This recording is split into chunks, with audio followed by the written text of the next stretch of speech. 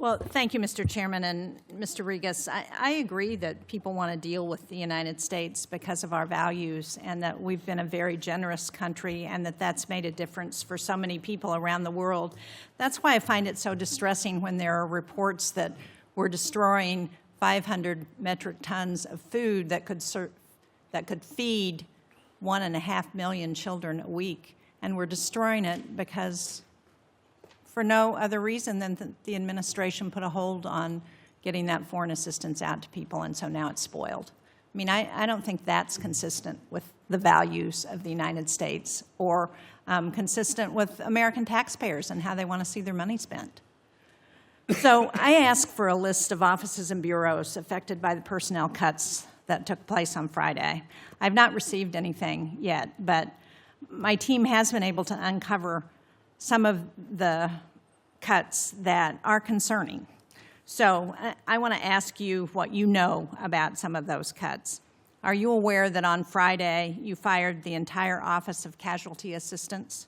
And just to be clear for people who are watching, this is an office that was set up after the Nairobi and Dar es Salaam al-Qaeda bombings in 1998 to assist family members of U.S. personnel and citizens who die overseas.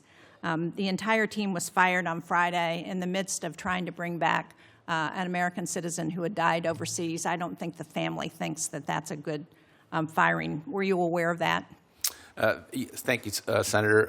Yes, I was aware that function is being folded into another office. And so how are we handling the body of the person who died overseas who no longer has somebody to help them? Could you please find an answer to that? I'm not going to ask you to answer that right now because I'm sure you don't know the answer. And we need to get accurate information. But are you aware that you fired members of the Fraud Prevention Office and your Consular Affairs Bureau, and you assured us that Consular Affairs would not be affected by these cuts? So the individuals in consular affairs who are processing passports and adjudicating passports, that function was not touched. Other functions which have sort of a management remit and can be combined into other offices, we did find efficiencies and economies of scale to combine management functions across the department that were doing, auditing, human resources functions, billing that were resident in numerous bureaus were either consolidated up into the EX offices of each of the undersecretariats, and to a large extent, a number of them were moved and consolidated into the management bureau itself. I would appreciate if you would provide the committee the information about how that reorganization is happening, since we have asked you for that information in the past. You mentioned the Bureau of Overseas Building Operations, and the chairman was asking about that. About 50% of that office was terminated. 5 civil servants out of 13 who handled not only architecture but who also serve as building code officials were terminated, as well as the 10 civil servants were ripped out of 14 in the office that manages space planning requirements. Do you know how many personnel were terminated in the Bureau of International Narcotics and Law Enforcement?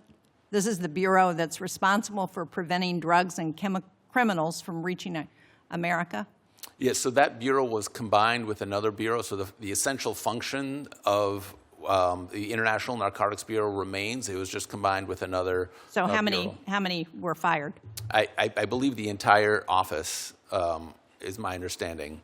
So who's got the expertise that's lost from that office if they've all been fired? So there was, I can give you the name of the combined office, but there were numerous offices at the department that had overlapping responsibilities and redundant capabilities. And why is the department letting diplomats go who we've invested years in training in language skills? Some of those who have been let go are fluent in 5 or 6 languages. Was there an assessment of the expertise it was losing in these layoffs? So and how was that assessment done? Is it a written evaluation? Is it an assessment of what the needs are in the future for the department? Yeah, so what we did is when in the instance where offices were combined, you have what's called a competitive area, and each office is its own competitive area. So we did this was the most complicated reduction in force ever conducted by the federal government, and we did it in consultation with the Office of Personnel Management. We actually hired them, the professionals there, to help us run this program. It's called the Bump and Retreat, and what you do is you take all of the, after asking your senior leadership, what are the functions that you need to carry out this mission, and what positions and what skill sets do you need, and what level of experience do you need to be able to execute on this mission? And you say you've got maybe, we only need 25 people in this office, but we're combining an office that has, total 75 people among the 3 offices.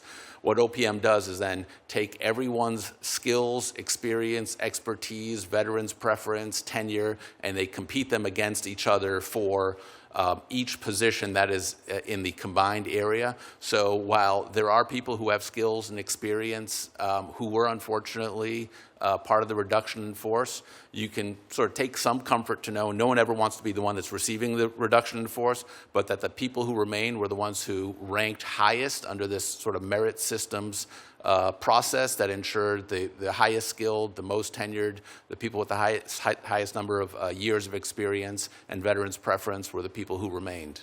And do you have anything written that shows how this process was done? Yeah, certainly. Can you provide the committee with that information? Absolutely. Thank you, Mr. Chairman.